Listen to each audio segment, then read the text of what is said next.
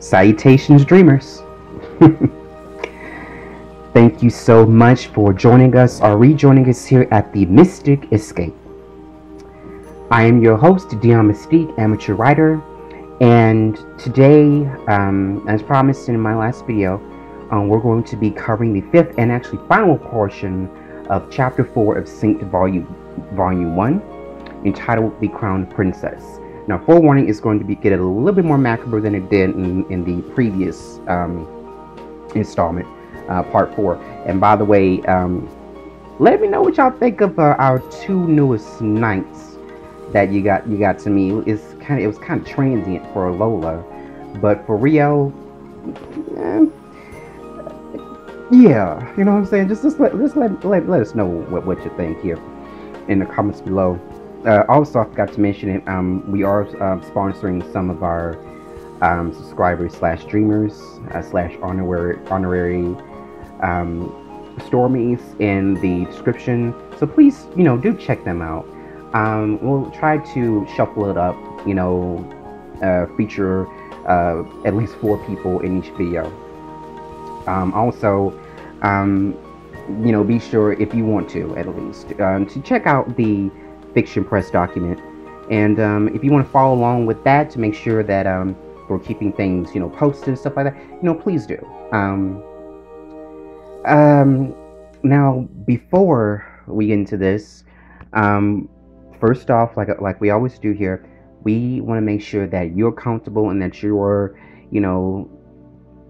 situated when you listen to this, because it's all about love here. We want to make sure that your time listening to us is pleasant, even if it gets a little scary every once in a while. So what we're going to do is we're going to take out 10 seconds on our end, but if you need to take out longer, please pause the video for however long you need and get right back to us, okay? Get yourself a munchy, sippy, sippy, or smoky, smoky, whatever you do, and get back to us, okay? And we're going to pause the video in 5, 4, 3, 2, 1, pause it.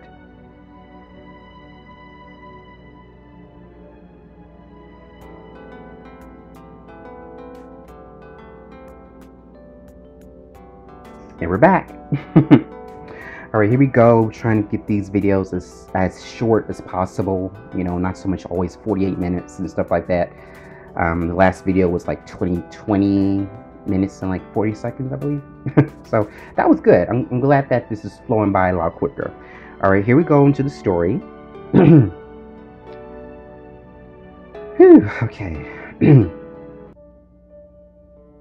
Fear has carried Denise some distance away from Alola's murder scene, her heart and lungs racing with overexertion. She heard and experienced more than what she bargained for, and such liberations aren't uncommon in this world. Sure, it wasn't enough to scar her, but fate also presents a chance, even in the most unlikely of situations. You had the power to kill them both. Why did you run away, little lamb? The voice of Seferia returns, this time more vivid and haunting than the last. As she speaks, Denise feels a warm yet uncomfortable sensation in her heart, something like acid building up in her chest. You feel it, don't you? The artifact beckoning you. Seferia perceives, her voice looming as if she were standing next to Denise, whispering in her ear. Desiring blood. It activates when you feel fear or any other threatening emotion. I admit, you're a resilient one. That's very admirable of a cute little lamb like yourself. But fighting the urge to kill will only succeed in torturing your soul. Blood must be spilled. No. Oh, no, no. Denise is losing herself, her mind becoming unhinged with burning desire. She holds herself. Voices whisper in her head, telling her strange things. So many of them, hundreds, thousands, all beckoning her for the sweet taste of blood. It's the only thing that will satisfy them. But Denise isn't like that. She's not a killer, but a girl trying to live a normal life, privileged or not. I know I can, but I don't want to. She weeps, falling to her knees in tears, hiding her eyes from the rest of the world, though they can't see her from her dimensional confines. Denise doesn't even know how she crossed into this place where barely anyone can see her. It's interesting being here, but the freedoms of Purgatorio have definitely run their course on her. Mama, Mama, help me. Mama, please. Denise is, as mentioned before, a special child blessed with perception that deems her a being of extraordinary talents. She is well versed in many different fields, almost to an unnatural degree. However, the one thing she has always tried to refrain from doing is feeding the voices within. These voices are the cries of countless souls contained in the artifact she was born with, the crown of torment. The reason why she harbors so much intelligence and aptitude, as well as her unique perception, is because she's presently living the lives of millions, maybe even billions of other people.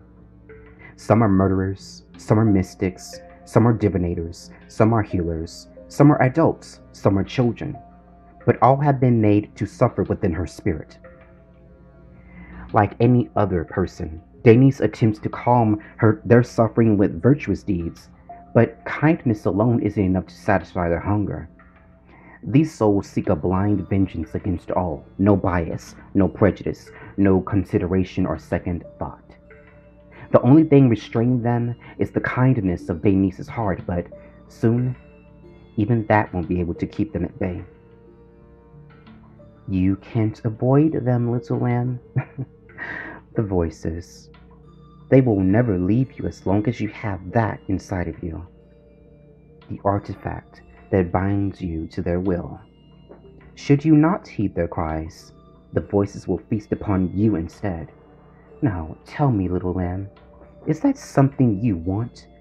Or will you strive for a typical human ideal to give yourself hope? My bet is the second route, since humans are naturally afraid to die. Though, one can't tell when observing their one-tracked lifestyles. Cytherea, despite her taunting behavior, is telling the truth to herself. She knows the depths of Denise's heart because she is her. Thus she knows what Denise will do next. After all, Denise is a child and children have so much to look forward to in life. Therefore, no matter how torturous it may be to her, Denise wants to move forward with her life and become something other than this, a being forced to undergo a contract with countless souls taking host of her through an artifact embedded in her body. A contract she was born with, something she can't escape. Hey, look! Those punks look like a simple enough sacrifice. Cytherea turns Denise's attention away from her pain to a few rebellious pedestrians, notably brandishing insignia, aligning them with the rivaling knighthoods. From her viewpoint, Denise can't get a clear image of the tattoos, especially since her vision is blurry in reaction to the pain she's enduring.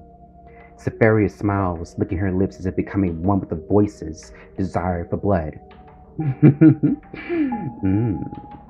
Juvenile scum. They don't deserve to walk this earth, no matter the case. All they do is cause trouble. Let's kill them. No, no. Leave them alone. They're not...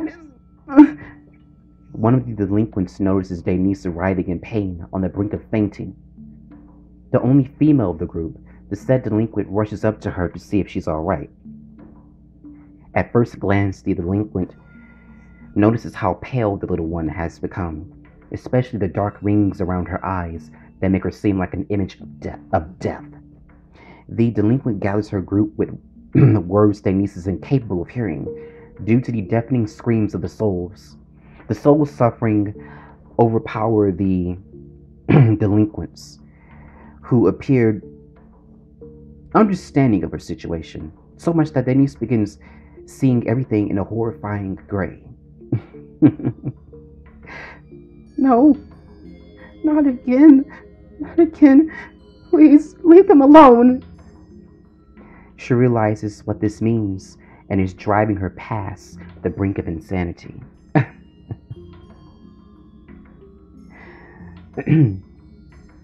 Denise becomes unhinged, to the point that she laughs at herself for being so weak.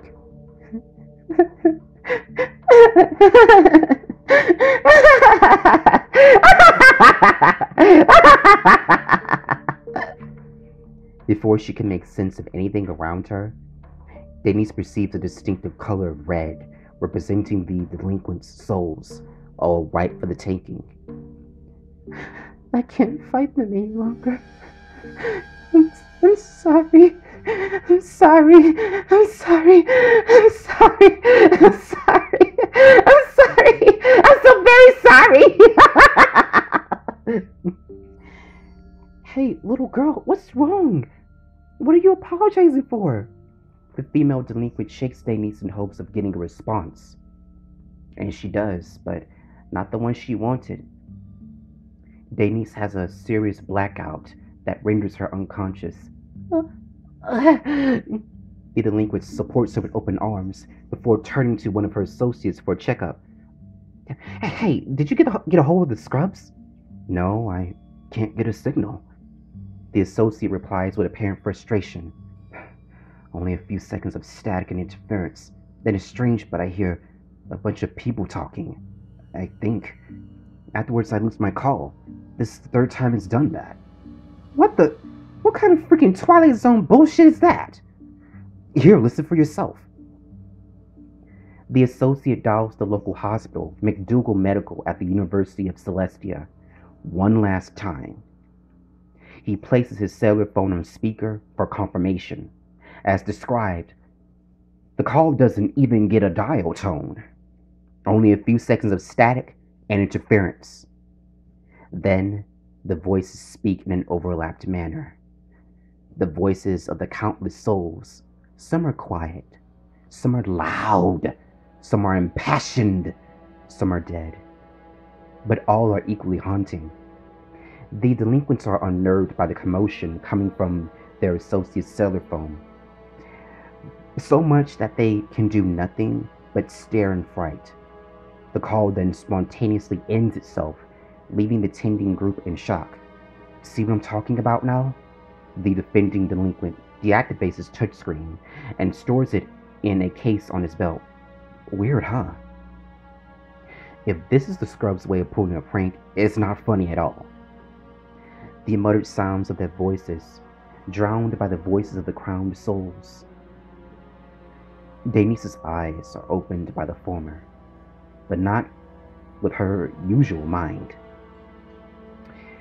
Taking possession of her shell is one of the souls, whose presence gathers fireflies that move unseen by the delinquents. Her vision is still a dead gray, all soul carriers distinguished by a fluorescent blood red. Denise lifts her head to see the female delinquent tending to her with sisterly arms. The latter speaks out, but just like before, her voice like a muffled hum at best. Welcome back, crowned one, to the fractured world. Please, do partake of all that you see. Safari amuses the soul inhabiting Denise's shell, one apparently malevolent in nature. The soul's influences turn Denise's eyes darker than the blackest pitch. No life lies therein. You know you want to, so why hold back? She provokes, rousing the soul's urges, musing its desire for the taste of mortal blood.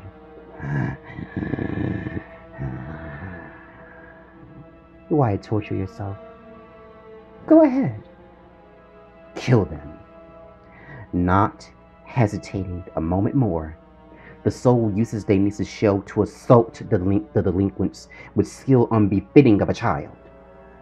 Speed, strength, dexterity, intelligence, endurance. In all areas, the soul devastates its victims. Ripping through their flesh is as simple as a razor-edged blade to a sheet of paper. Crushing their bones is child's play, no pun intended. Easy as 1, 2, 3. Their screams, their suffering, all serve well in amusing the soul, whose impassioned rampage knows no end. Pedestrians stroll by the massacre unknowingly, for it ensues on the alternate plane of Purgatoria. None without rite of passage in this realm can see. This is fortunate for them. Should their eyes meet such chaos, they would undoubtedly desire all to be unseen, a traumatic experience that would haunt them for the rest of their lives. This is the depth of the soul's desires. Good.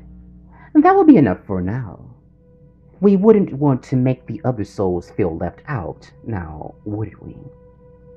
It's horrible, but in a way, beautiful. For one to place such passion into the realization of their desires, their heart must surely be staunch and ambitious. 7 bodies have been completely slaughtered in less than a minute. Not a single trace of their original profiles remains. Only signs of agonizing death throes and the unspeakable methods used to incite them. Seferia controls the soul by a word alone, using it like a marionette bound to an unseen set of strings. You may leave these here, Crowned One. They will eventually fade from existence. She giggles sadistically as blood drips from Denise's crimson-doused body. I had to give it a few minutes before even their blood becomes a faded memory. That is the power of the Crown of Torment. All who die by its carrier's hand are erased forever. Denise knows not the ability she boasts. She can become a goddess among men. Yet she craves not the will to decide one's destiny, only knowledge and understanding. Oh, but with the help of the Crowned Ones, I will turn her soul black and stain her flesh with the blood of all peoples, of all realities, for all eternity. Poor Denise, a young girl forced to live such a horrible life. Her existence is hell, and her world is covered in blood. She desperately tries to hide from reality by immersing herself in positive activities, but as one can already tell, this does little to leave her from the truths that be. She is the carrier of the Crown of Torment, an artifact that deems her as nothing more than a vessel for malevolent spirits. An item triggered by negative emotions, thirsty for blood, fueled by vengeance that would seem irrational to many, but this act of vengeance is a dark cry of justice, one that may never be realized, but the collective souls think otherwise. Until their desires are met, Denise must endure this accursed contract forevermore. And that is it for chapter 4. Crazy, I know. But like I warned in videos before, this story gets really crazy. Crazy shit happens. So, oh my. And we finished that portion in less than, well, actually a little bit under 19 minutes. That's nice.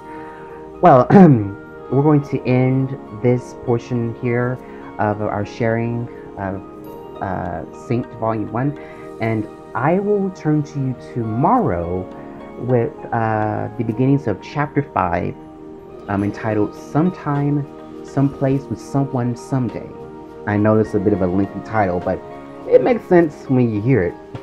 Alright, my dreamers and Stormies, please rate, comment, and subscribe, and let me know what you think. If not about a certain part or certain characters or whatever, or anything that stood out to you in Chapter 4. And, you know, I'll get back to you as soon as possible. All right, now, we're ending it right here. And remember, be free, be open-minded, and love each other. Blessings.